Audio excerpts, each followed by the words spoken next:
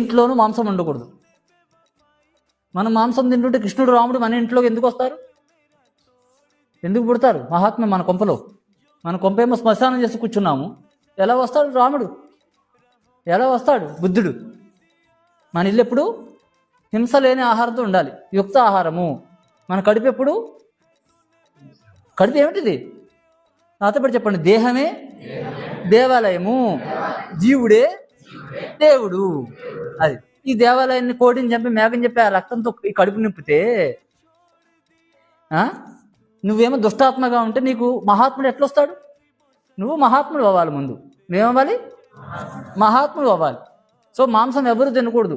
మన సమాజంలో ఉన్న రోగం ఏంటంటే వాడు తినొచ్చు, వీడు తినకూడదు, బ్రాహ్మణుడు తినొచ్చు, శూద్రుడు తినకూడదు, అంతా పెట్టారు. అదంతా చెత్త, పరమ చెత్త.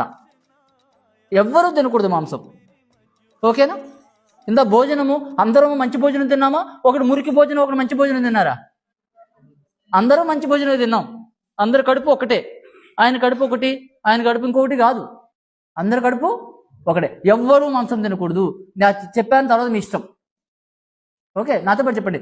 మాంసాహారం విషాహారం, మాంసాహారం రాక్షసాహారం, శాకాహారం అమృతాహారం, శాకాహారం మానవుని ఆహారం.